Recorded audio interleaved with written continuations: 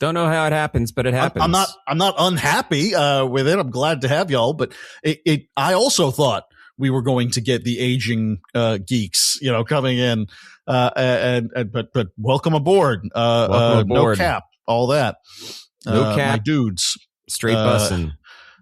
Other words as well. Yeah. You know what else is straight bussin'? What's that?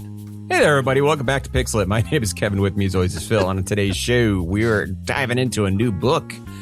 We're returning to Silent Hill. Yes, we are. We are. Yeah. Oh, so this is the second time we've read Silent Hill 2. Yes. Yes, indeed. I remember someone recommended it on Blue Sky, and they're like, have you guys seen this?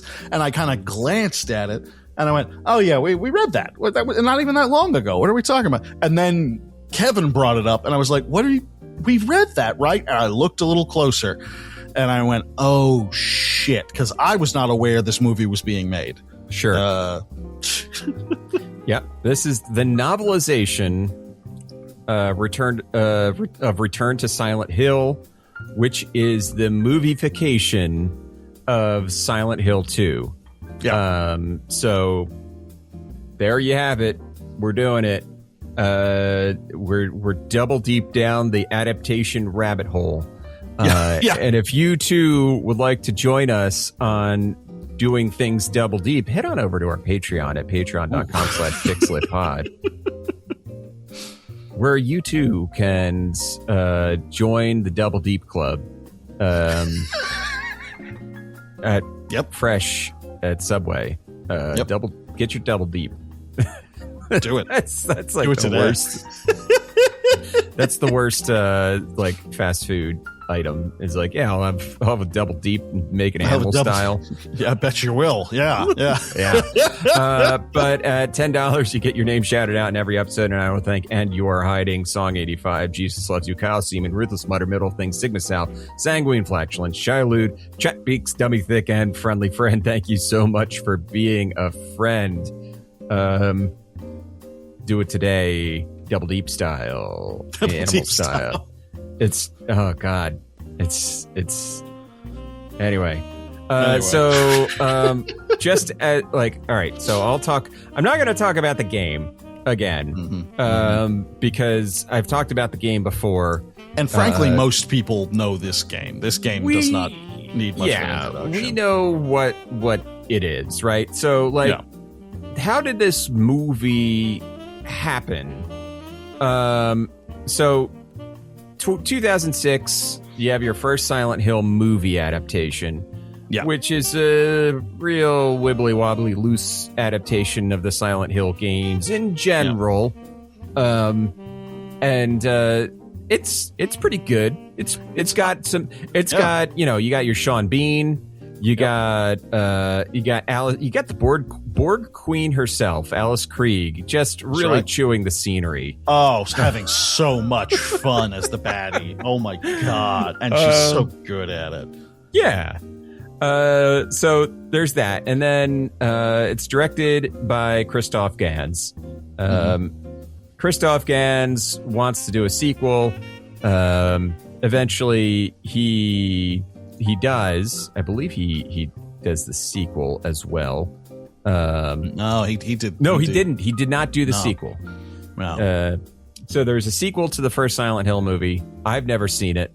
I should watch it. I should watch all three in a row now. By the way, I think so. We have watched the movie. In case you're wondering. Yes. Yes. We are caught up. We're caught up. So yeah. Anyway, the movie is it ends up being made. This is the third in the series.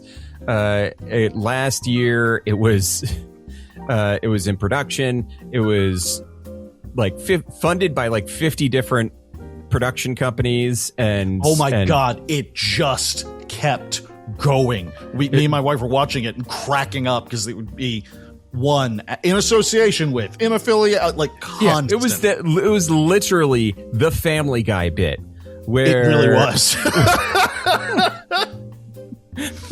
where Peter's watching the movie and it's just new title card after title card after title card. It just kept going. It felt like a joke. You're like, you're kidding, right? Like, we're still doing this. Okay. Yeah. So we watched the movie. The movie was released earlier this year to what would be the inverse of rave? Like, not rave reviews, but like a similar reviews. word. Rave reviews, calm, stoic. Stoic would be. Let me look it up here. Like, condemnation. Condemnable reviews. Condemnable reviews. I like that. Let's go with that.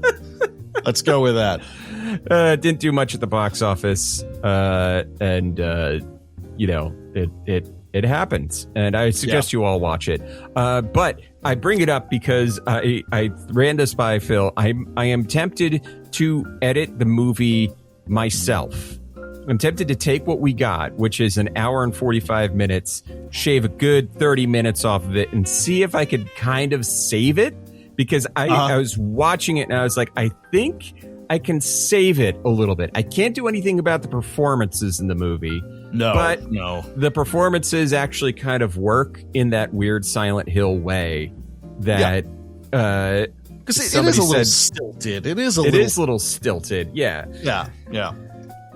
The Silent Hill 2, like the original Silent Hill 2, is basically, it's two people. It's like two people talking to each other, and it's the first time they've ever conversed with anybody in human history. It's true. Like two aliens that just learn human communication. Yeah. So anyway, my fucking stupid El Gato. El Gato. We've done nothing for your marketability here, El Gato. Yeah. Camera Hub. Our dozens and dozens of fans know what you're up to. Dozens of fans know. Anyway, Phil, who the hell wrote this book? And deeper than that, who is responsible for forcing them to write a book based on this manuscript or script? Yes, that's exactly it. Because we are in a new position with this. Because I think that it would not be fair to focus solely on the author of this novelization, John Passarella, when he is not the person who wrote the script and he's only working with what he was given. And it's even further removed from the source material. But excuse me, hold on. Ooh, beg your pardon. So John Passarella, he's another one of our guys. He's another one of our write for hire guys. Probably most of his work was done with he did a lot of supernatural stuff. He did a lot of Buffyverse stuff, and he did some Grimm. If anyone remembers Grimm, I remember Grimm. Yeah. He's got creds, and full credit to him for that. And he's got his own stuff that he's written. Wither is this kind of long-standing series that he's done. I don't know much about it, but he has been cranking that sucker out, which is pretty impressive. He also did the movie novelization for the Halloween remake from 2018, which is kind of cool. So he does a lot of horror. He's got his hand in this shit. So that's cool. But I also think it's very important to focus on the screenwriters of this piece. The main one being our old friend Christoph Gans, who wrote. He's the first author mentioned on this, and the only one with any career. It's also got Sandra Voan. I think that's how you pronounce her name. Who he has written work with in the past, and Will Schneider, who has, I believe, mostly just produced. Pretty much isn't he doesn't. Well, no, he's written a lot of shorts. You see a lot when you go to his IMDb page. You get a lot of shorts that he's written and directed. A lot of horror stuff. Some music videos. Very short form shit. So that's who we're dealing with. And Christoph Gans has a weird career because he has not filmed a shit ton of movies. It feels like it's every 5 to 10 years, depending on what decade you're talking about. But a lot of the stuff he's written is stuff that people would know. He did write it as well. Everything he's directed, he's also written. He made the adaptation of the manga Crying Freeman in 1995, which has some I don't know why it makes me think of Highlander. It does. It's a Yakuza kind of sword fight, melodrama kind of thing. And in 2001, he did Brotherhood of the Wolf. Which is I remember that being one of those. That was a French horror film that it really penetrated over in the US. I remember it clearly. It had a real cult following, that one. Yeah. And I remember in particular because I was super into cryptozoology when it came out in 2001 because I'm ahead of the curve. And everyone in that community was talking about it because it is based on the stories of a great wolf thing, a werewolf or something like that in France in the 1700s, I want to say. And then 5 years later, he wrote and directed Silent Hill in 2006, which I remember I got free tickets to go to see that because I worked at a game store in Pittsburgh, and somebody came by and asked if we wanted free tickets to see this movie. And I said, sure. Yeah, I know this. I know Silent Hill. Sure. And it is not good, but it also at the time may have been the best video game adaptation out there. Right. And I still love it. I watch it every now and then, and I think it holds up. I think it's awful in all the right ways and creepy and disturbing. And he hired dancers to play Pyramid Head and the nurses and stuff. So you got, not only do you have practical effects, you've got these really limber people who can do that crazy movement and the isolation movement. So it's kind of extraordinary, all the shit that the attention that he put into it, especially when you consider the movie that he made 20 years later. But in 2014 he made a Beauty and the Beast adaptation with Sandra Oh, and that one didn't. None of these. I don't think there's a single one of these that got rave reviews. He is not. He's not Uwe Boll level. Garbage. Well, not Uwe Boll close, Uwe Boll does it for the sake of I'm pretty sure there's some sort of money laundering. Oh involved. yeah, there's tax. It's a tax thing. Yeah, he's He's taking advantage of the German government. That's exactly what he's doing.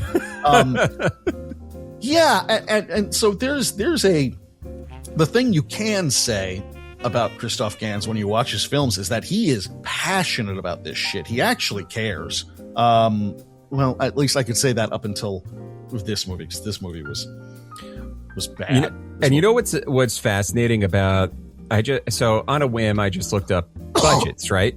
So this movie, The Return to Silent Hill's budget was $23 million. What? What did they spend that money on? Well, what's crazy is the original Silent Hill movie was $50 million. What? So $50 million in 2006 versus $23 million in 20 years later. So the original budget for Silent Hill in today's money is like $1.4 billion. It's a lot. So I think you can say there's probably he probably was limited in a number of aspects, but those limitations I'm going to say those limitations aren't the reason why this movie doesn't work, and book and story in general doesn't work. And we're going to get in, and I do think that is an important distinction, because I did find myself when I was reading, I'm glad that I literally watched the movie and then that night began reading the book. And I'm glad I did it that way, because it helped me to go, oh my God, what the fuck is he writing about this for? And I go, well, that was in the fucking movie, wasn't it? Like that was the, there's, and my wife, who is not a gamer, but has watched Silent Hill with me. She was talking about, made a really good point. She said, I think the most frustrating thing is there are really scary elements to this, but they didn't come up with them. Konami did, Right. So they can't even take credit for that. Yeah. So, So, we're going to go ahead and we're going to put this body into Toluca Lake. Let's do it. Let's Toluca this lake. When I tell you,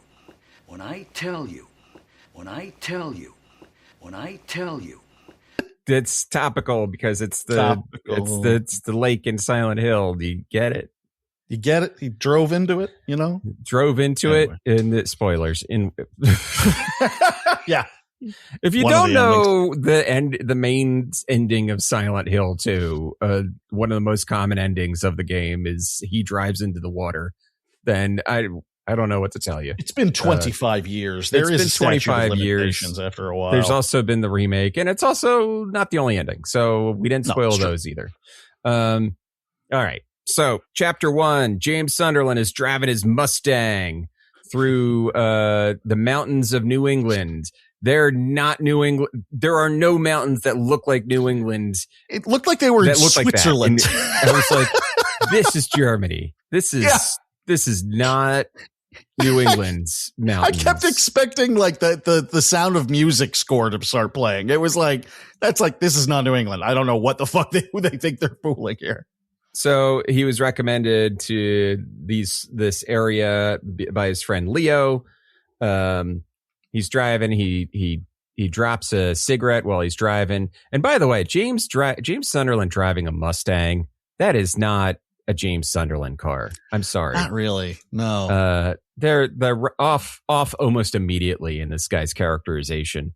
He drifts into oncoming traffic, nearly hits a logging truck, fishtails, and then he does run over a suitcase belonging to a woman named Mary Crane. And he breaks her suitcase. It's kind of a meet cute situation. They're like, oh, I'm James, I'm Mary. And then the bus shows up and he's like, all right, I'm going to help you get on the bus. And the suitcase spills out and the bus leaves without her. Now, I will say in the book, the author, John Passarella, makes a good point of actually writing in dialogue for the bus driver saying that he has a schedule to keep, because in the movie, like Mary's just like, I guess you can leave. My suitcase is 5 feet away from me, but I'm never going to get on the bus in time.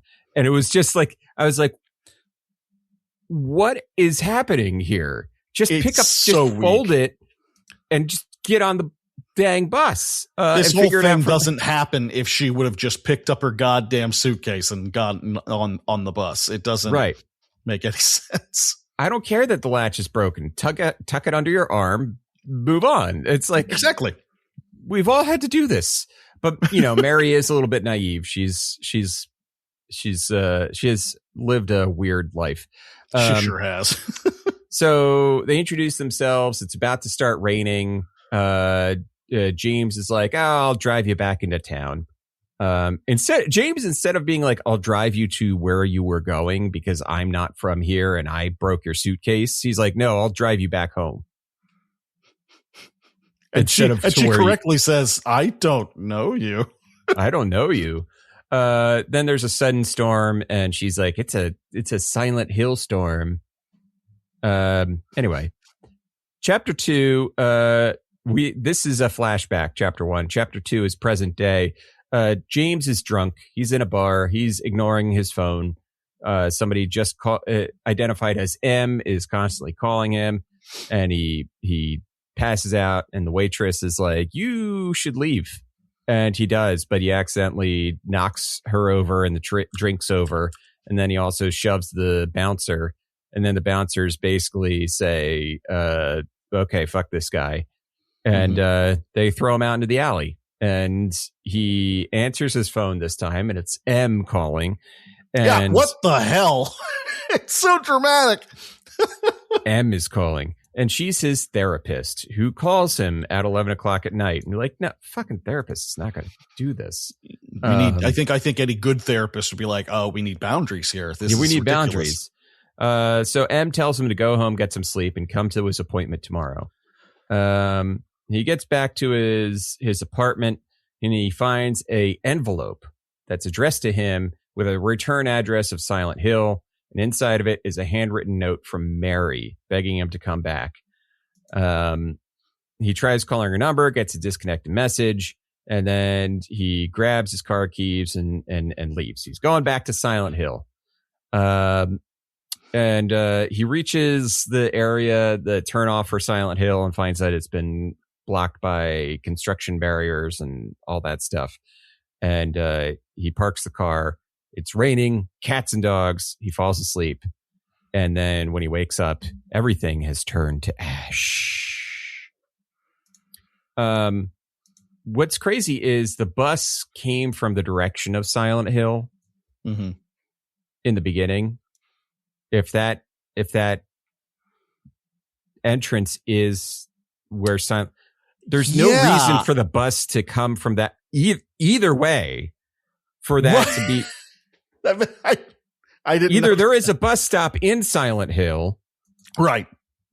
Or there's it doesn't make sense. That's so. I had not thought about that. That's hilarious. Yeah, that makes no sense whatsoever. Which makes in the game, it makes more sense that this is just a tourist stop. This is just where people stop to like take a look at the lake. And that's what it looks. It looks like one of those overlook stops. Yeah, you just pull off the side, take a selfie, and then it's leave. not the bus stop. There's no reason for this to be the bus stop. If the bus is coming from the direction of the town, it would have it stop in the town. Anyway, yeah. So, chapter 3. James wakes up again. End of chapter 2. There's going to be a lot of 3. that, by the way. He's going to fall asleep and wake up and fall asleep and wake up a lot. He goes into the restroom and looks at his face in the mirror, and they do the shot-for-shot remake of him like touching his face from the video game itself.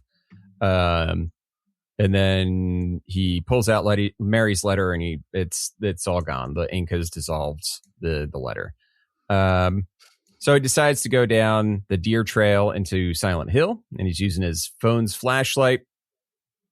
And he finds a well at the bottom of the trail, and he starts drinking from it. And then he sees a sign saying that the water is contaminated. Yeah. And then suddenly an image of Mary flashes in front of his eyes. She looks deadish. So he continues walking. He goes into through an iron gate, and he realizes, hey, this is the cemetery. I know this place. And he encounters a woman named Angela. This is where we meet Angela in the game. Except in this story, she is stacking sandbags against the floodwater that is encroaching on the graves. And she has stacked so many sandbags. She's got to be ripped. She's got to be ripped. Also, Angela in the movie is played by the same woman who played Mary. Yeah. Basically, every woman in this is played by the same woman who played Mary. Yep. Except for his therapist, whose name begins with an M, violating my main rule of don't give characters the same letter name if you can. I literally changed the name of a character in a piece I'm working on because of that rule, Kevin. I want you to know that it was because of you. It's a good rule. It's a good rule. Now, in Silent Hill 2, it's used effectively. It's not a rule. It's more of like a guideline. Silent Hill 2, it works. And George R.R. Martin does it fucking all the time. Well, when you've got 47 characters per chapter, you're going to run out of letters. It's fine. Exactly. But in this case, the therapist just didn't need to be named M. We already have two primary characters that need to be Mary and Maria. We don't need a third who is wholly unrelated. Right. It's one thing if they're like, it would be weak, but it would at least make sense if you're like trying to connect them all. But yeah. No. Yeah. Anyway, Angela is like, yeah, the town's fucked up. Shit happened. Shit's real bad. There's been some fires. There's been some contaminated water. You should leave. And James is like, how do I get into town? And Angela's like, what did I just say? And then she points him towards the chapel. The chapel? Chapel. Yeah, sure. The chapel. Chapel, obviously. That's where the chapels vote on bills. Yeah, they delegate. They delegate there. Yeah. She points in that direction, and James walks away, and he starts hearing voices. And in the book, they actually, the author does a pretty good job of being like, it was probably his senses basically just trying to make sense of whatever he is hearing. Like, it's just like misfiring neurons.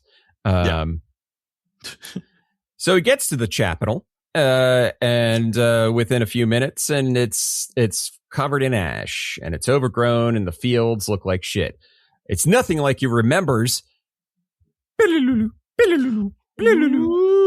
There we go.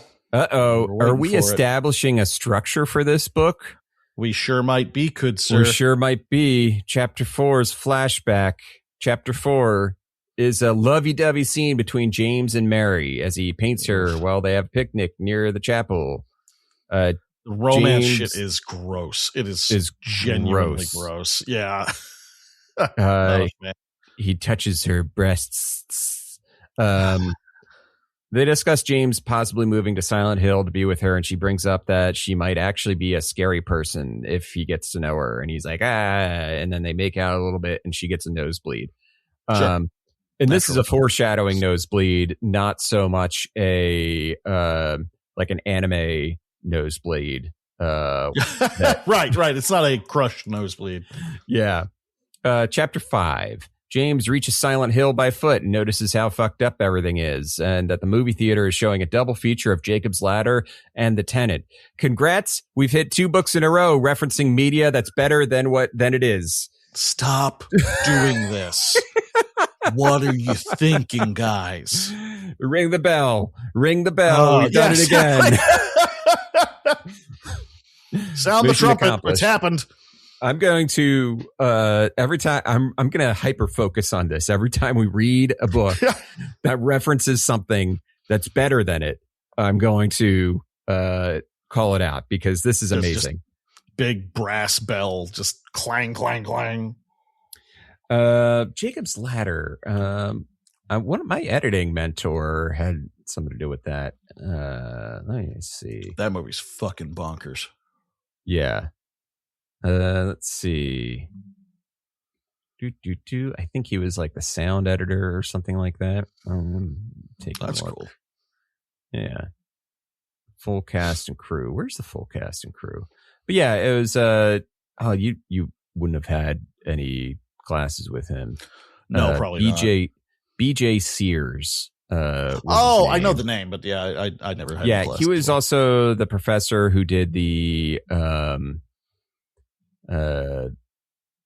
like the steampunk stuff. Oh, okay. I heard about that stuff. Okay, he was an editor on it. Yeah, BJ Sears. Cool. Yeah. He's the editor for.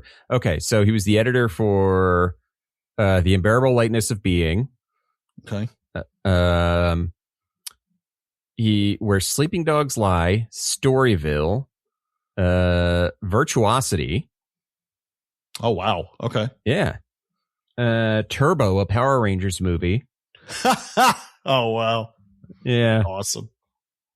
And he worked in the editorial department for Jacob's Ladder, Henry and June. and he was the sound editor for Amadeus. Ugh, such a good fucking movie. BJ Sears, rest in peace, BJ Sears. He passed away some time ago. He was a really interesting guy. Amazing career. Holy shit, that's cool as shit. Yeah, and a great professor. I loved him. But yeah, so Jacob's Ladder. Yeah.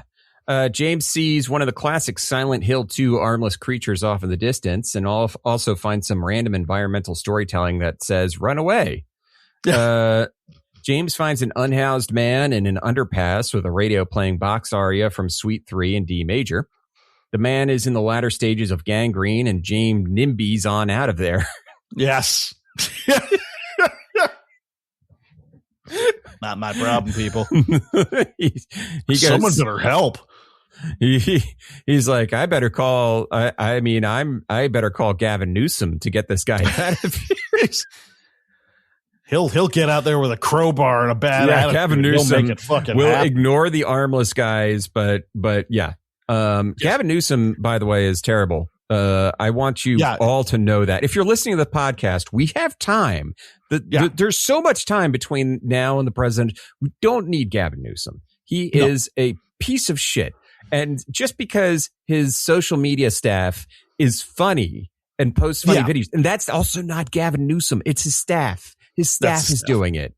Yeah. Right. Yeah. He's got a good staff. He gave them carte blanche to do it. So he's a piece of shit, anti-trans, hates homeless people, just a real motherfucker. And I'm going to go ahead and say it. Not a fan. We're not a fan of Gavin Newsom. Anyway,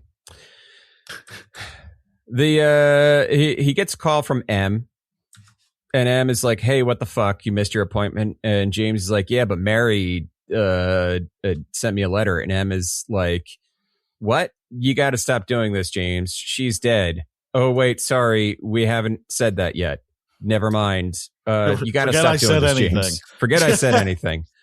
Then he hangs up, and James sees the bar, Heaven's Night, and decides to go in for old time's sake. Biggest change between this and the game is that Heaven's Night was clearly a strip club in the game. Yes. They really softened a lot of things. The character himself being definitely not the least of which. He's an artist, by the way. If I haven't mentioned that, he's an artist. Yeah. We see his very vaguely bad paintings throughout the film as well. It's just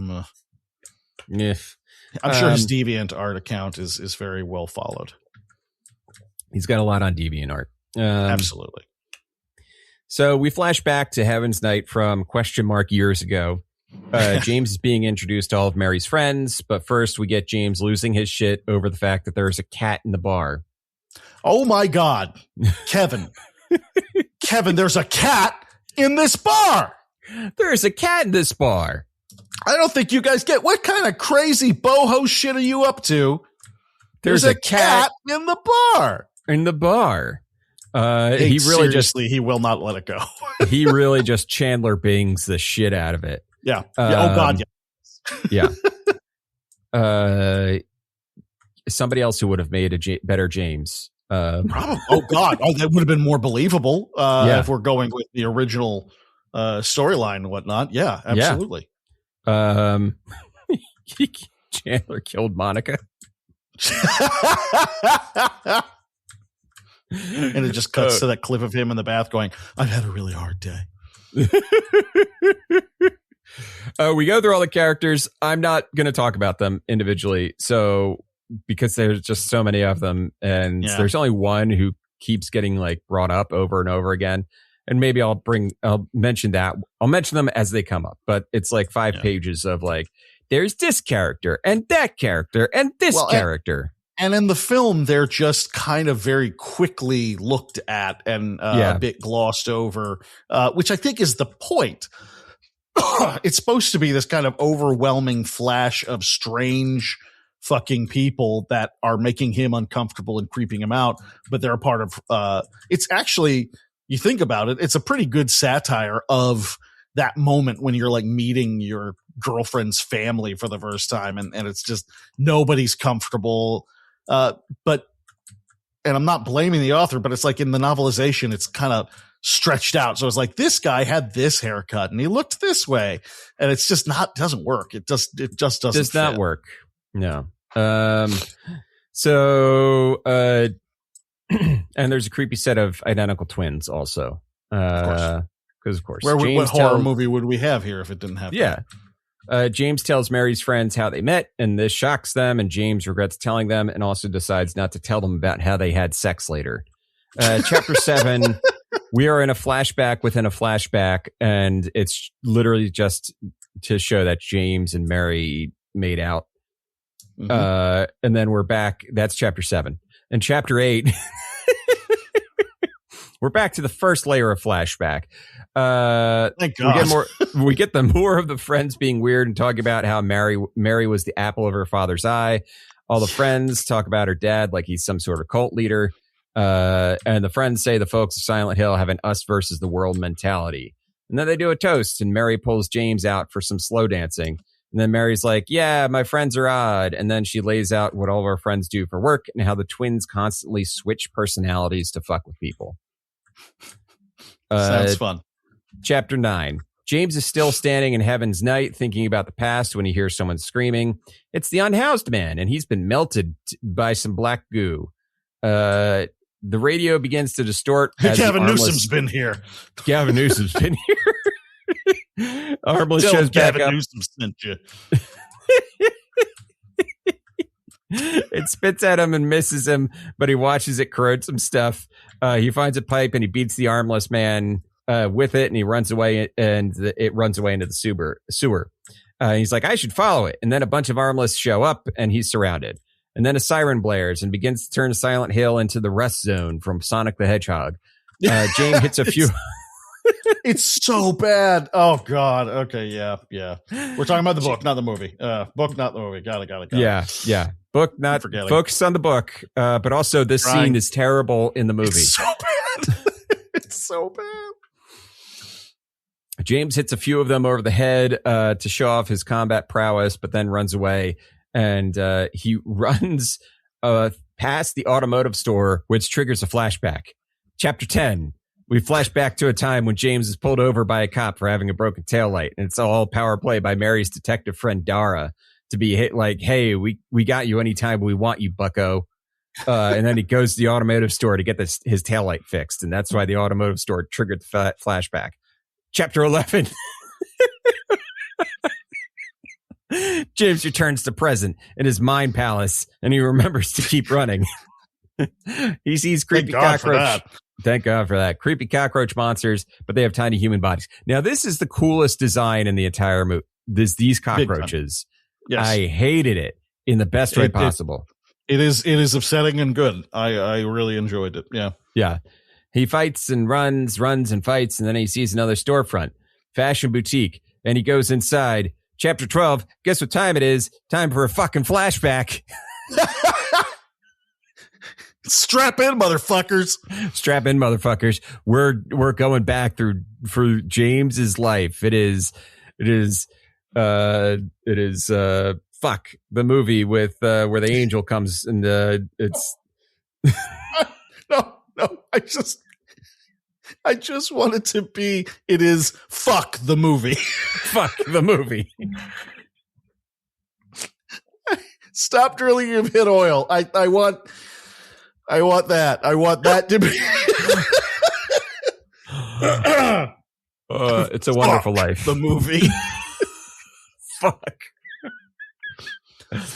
Oh, I love it. Yeah, starring Jimmy Stewart. Yeah. Oh, fuck. Oh, fuck. Oh, God.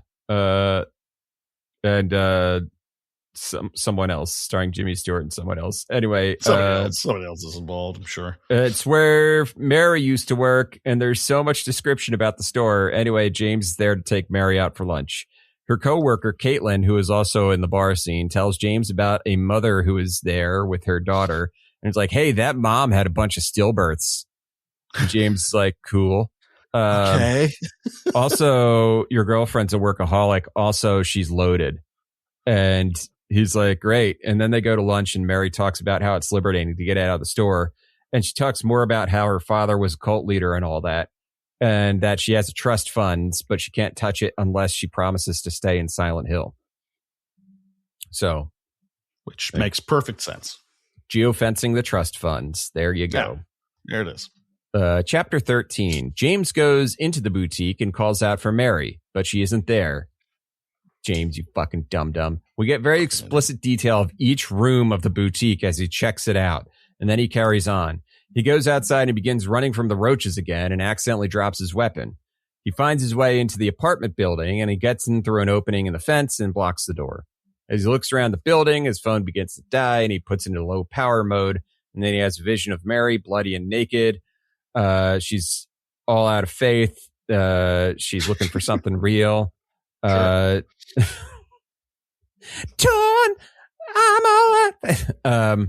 You know where I was going with that. I got it. I'm following. I'm picking up what you're putting down. You're Natalie, what I'm Bruglia. Cold line chained, lying naked. And then his light died. Chapter 14. What time is it? It's flashback o'clock. What? We get a flashback about the time that James moved into these very same apartments, and he finds out that all of Mary's friends also live in this apartment building, and it's really weird. Caitlin sees one of the naked paintings of Mary that James has painted, and she's like, whoa, no one paints our Lord and Savior like that. But then she starts caressing the painting, and James is like, what the fuck? I mean, I do that, but you should stop. You should stop. Mary says it's a lot of pressure living with her friends, and James is like, I'm here for you, baby, and they make out. Chapter 15. We get more descriptions of how decrepit the apartment building is before James comes upon Caitlin's apartment and starts calling out for Mary and Caitlin. Eventually he goes inside and finds a bunch of random VHS tapes, and then he gets a call from M, who is like, what the fuck? And James is like, look, it's not you, it's me. And then his phone dies for real. And then he sees an apartment that has a light on the next floor up.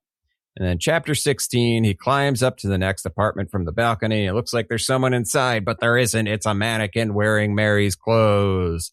He also finds an old-timey flashlight that's bright as fuck and a creepy cubby with the bust of a man. And that'll stop us for this evening. Bring us to a screeching halt for the evening. So, like, here's the thing. The movie has less flashbacks, but not zero flashbacks, which is what if I was editing the movie, re-editing the movie from what we have, I am eliminating 100% of the flashbacks. Yes.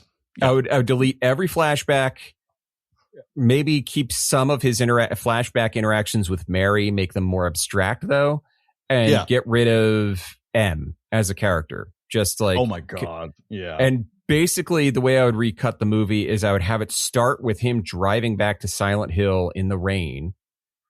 And then I would lay over the voiceover of her letter from the game and not the dumb voiceover. Like, why would you rewrite that? Why they rewrote it in the movie?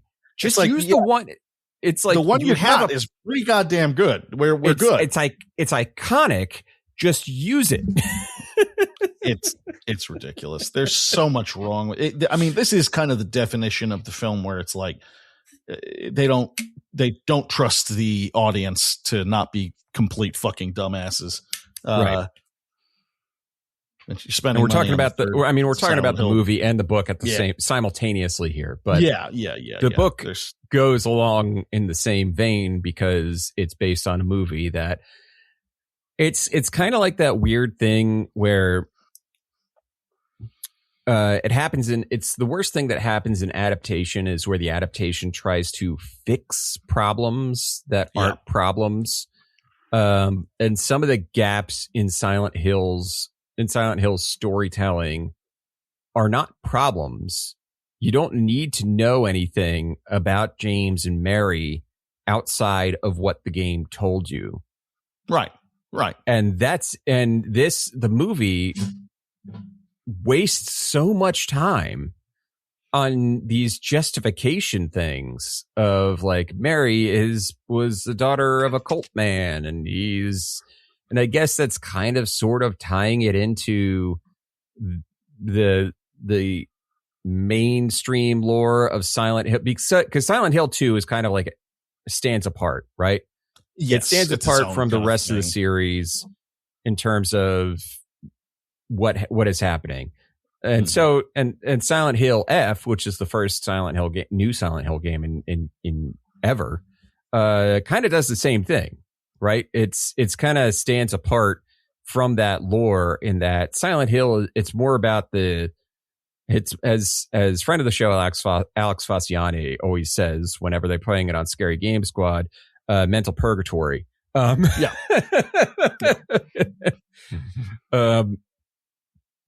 So yeah. Anyway, the book here's the thing with the book is the writing is fine. Mm-hmm. It's better than Tex Murphy's was. Oh God, yes. But Tex Murphy was bad in more interesting ways. Oh, it's an interesting way to put it. Yeah. Does that make sense? I think so. I think I see what you're saying because I don't disagree because when reading this, having just watched the movie and I'm reading this, and I was able to connect the dots where there are lots of moments where I'm like, why is he elaborating on this scene? And then you think about the movie and how little it gave you, despite how long it was. It was not 2 hours long, but it felt like it was 3 hours long. Yeah. But despite all that, it gave you very little to work with. And so I'm like, of course they were like, look, we need, 60,000 words or some goddamn thing, whatever it is. And he's like, we need that. And he's like, how am I going to do that? So there are these moments and well, first and foremost, usually adaptations to films are based on the screenplay before the film is finished. And so there's screenplay and there might also be like some treatment exactly. that they're allowed access to that had more information than what made it into the screenplay itself. The final cut. So, yeah. And that's just it. So sometimes there are discrepancies between the two, or it's just somewhat different. And that actually can make for very interesting reading. But so we don't know how much of this is stuff that was in the original screenplay. But I can't help but feel bad for John Passarella. I really honest to God think he's just doing the best he can with the material he's got. It's like Hayden Christensen in Attack of the Clones. It's like he's a perfectly serviceable artist, but he's been given garbage to work with. What do we expect from him? Yeah. Yeah. Watching Shattered Glass changed my tune on Hayden Christensen. Do you ever see that movie? Mm-mm. Shattered Glass. So it came out in between episodes 2 and 3 of the Star Wars, and basically Hayden Christensen plays a journalist for, I want to say it's the New Republic or something like that. He plays a journalist who basically he makes up a story, and to try to like get more. It's based on a real story, and it's just this cat and mouse game between him and the editor in chief, trying to catch him in a lie about his sources for this story, because it's something about it just doesn't pass the sniff test. And you have Hayden Christensen's character making fake websites, doing all these things to basically cover up the fact that he made up a story. And he was pretty dang good in it, if I recall correctly, just playing somebody who's basically at their wits' ends trying to get away with this lie. Yeah. And I was like, oh, okay, so he can do it. he's a perfect. He's a perfectly serviceable actor. He's not a bad actor. He was given a garbage script. One of my coworkers actually got to meet him at a con just this past weekend, and she told me she was going to meet him, and I said, "Oh," and my coworker's 24, 25, and I said, "Please," jokingly, I said, "Please tell him that your coworker's a millennial and wishes to offer his sincerest apologies. We were not good to him." And she goes, "Yeah, what was up with that?" And I had to kind of like go through the new trilogy and the prequels and like how at the time we didn't get a new Star Wars thing every 3 or 4 months, and we were a little more crazy, and it was different. It was just, and I'm not excusing it at all. It was just a different time. And you could really tell that she was like, I think I really gave her a like, God, the older people are fucking nuts. I'm like, yeah, they are. You're right. Yeah, you're correct. That's fine. Yeah. So I guess, Phil, what are your thoughts on the book? If you have any more. Basically what we've said here. It's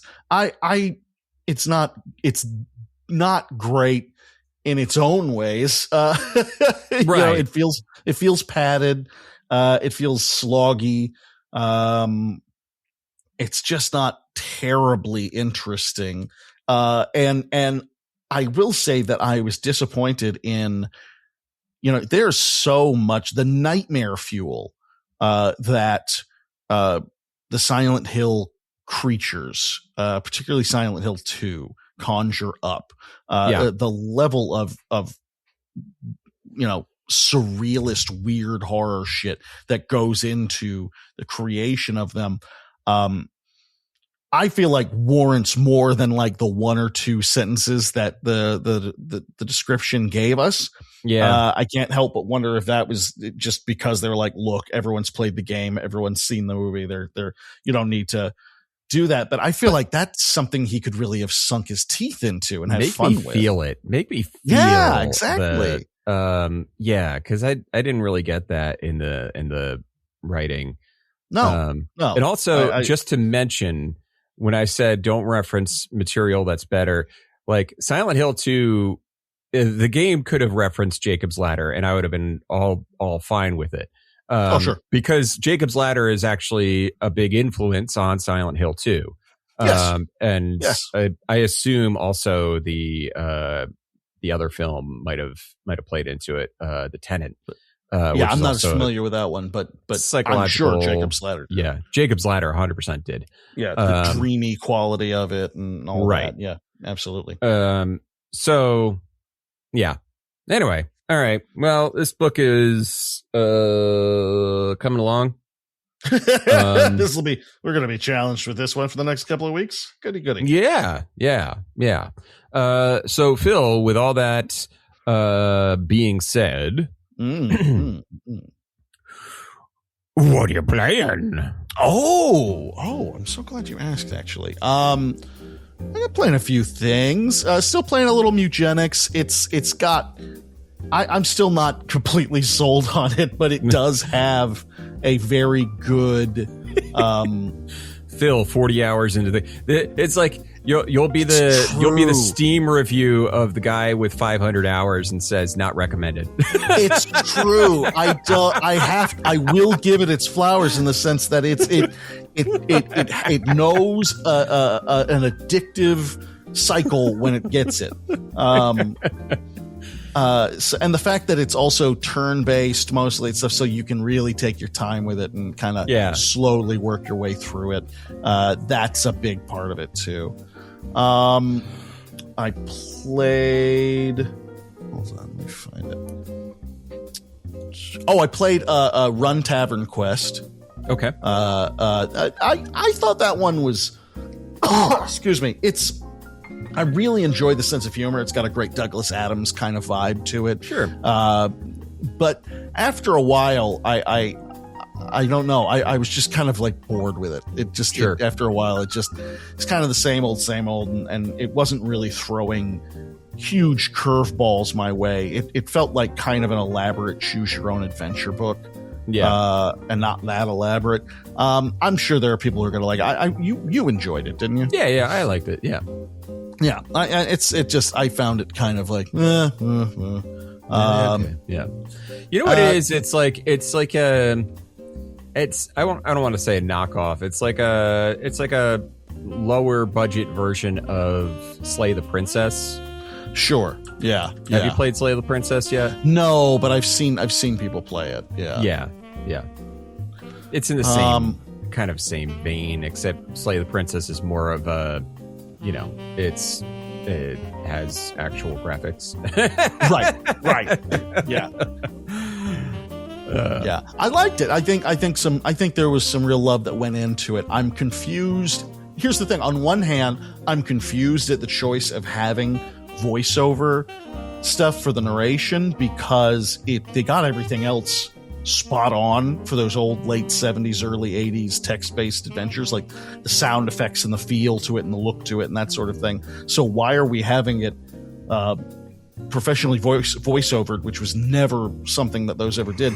On the other hand, it is a really good voiceover, and it makes me think of a later era with Sierra and LucasArts games. It had that vibe. It just didn't match with that, so it was a little confusing for that. Small grievances, but it didn't do a ton for me. Sure. But I did finish, start and finish Heaven Does Not Respond. Oh, okay. Yeah, I started that and I played it a little bit. I need to get back into it. I gotta tell you, this new genre of like haunted OS kind of thing, I am super into this. Yeah. It gave me some creeps as I was playing it last time. It was it's got an interesting little I knew you would be fucked with by it. Just that glitch horror, that kind of thing. Like all the way back to things like Pony Island and shit like that. I dig that. I really enjoy it. I like the mystery aspect of it. I thought the puzzles were clever without being over the top difficult. I thought the storyline was really interesting and creepy as shit. And it was pretty bite-sized. I blew through it in a few hours. Like 10 out of 10, no notes. I really enjoyed it. It was absolutely worth, $7 or $8 it cost. I'd love to see more. I'm definitely going to be looking more into games like these, and there seem to be more of them coming out. This is kind of becoming its own little mini genre, and I'm super okay with that. Keep them coming. Keep throwing them at me. Love it. I'm still playing Model Builder, if you can believe that. Still slowly. It doesn't help that every time you finish them, basically every model, when you finish it for the first time, you get an achievement for it, and that's keeping me soaked in like I have a screaming achievement hunter in my heart that's constantly trying to get out. Who gets mysteriously quiet when the achievement gets too difficult to achieve. But I am enjoying it, and it's my relaxation game. It's kind of like my power wash simulator. I'm just kind of sitting back, and just putting it together. It's really nice. Kevin, what about you? What are you playing? Okay. Well, I'm going to fire up my comp here and see what I've been playing. Scroll button. Scroll button. All right. I have been playing. Come on, Steam. There we go. Okay. So I VZ on our Discord mentioned a game called Haunted Lands, and it's a side-scrolling game, and I was like, I'll play it because it works on the Steam Deck. And it is visually very Commander Keen. Gameplay wise, wow. The colors, holy shit. The colors. Yeah. Oh, wow. What is that? CGA? I can't remember. I think it's CGA. Yeah. This takes me back. This is a very, very specific era. Holy shit. Yeah. And it is it's a side scroller. It's kind of Castlevania-ish, and not in a Metroidvania way. I mean Castlevania. I mean, there are some like branching paths, and you can adventure around a little bit, but it's very hard. It is not an easy game.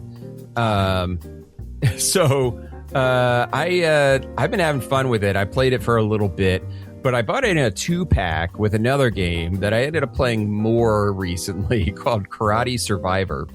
Oh Lord, okay. And it's really dumb. Is the UI good? No.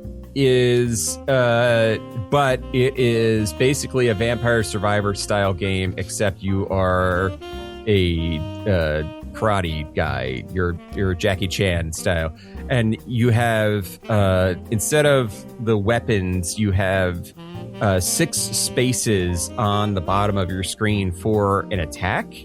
Okay. And so you start out with just one attack. So your timer goes down and you punch, and then you wait, and then your timer goes down again and you punch. But then you add more as you level up. And so you're like building up combos and you're shit. building up combos, yeah. It's a game that certainly makes me play it. That's a clever conceit. I mean, that's pretty interesting. Yeah. So Karate Survivor, still playing the first Berserker Kazan, which is a perfectly cromulent game. Somehow already put 7 hours into it. And Angeline Era, which is it's a weird game.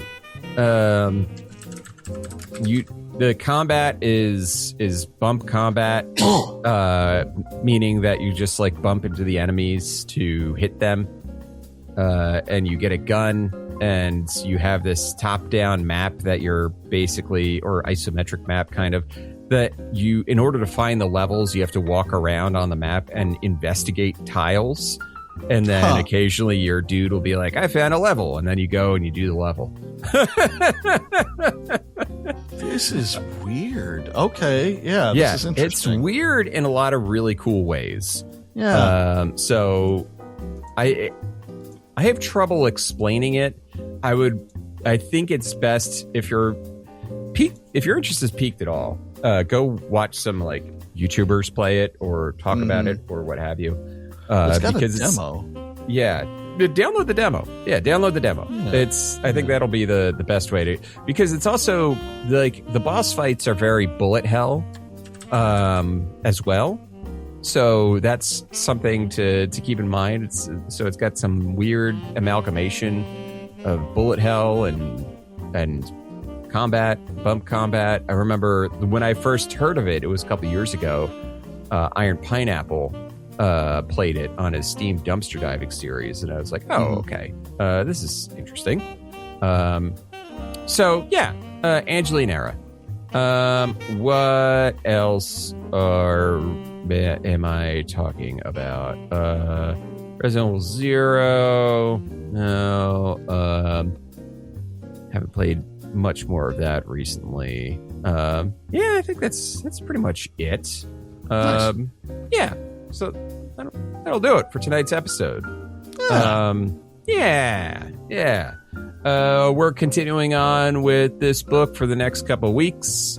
So if you're in that Silent Hill mood, strap in, mother truckers, and get to the Chapel.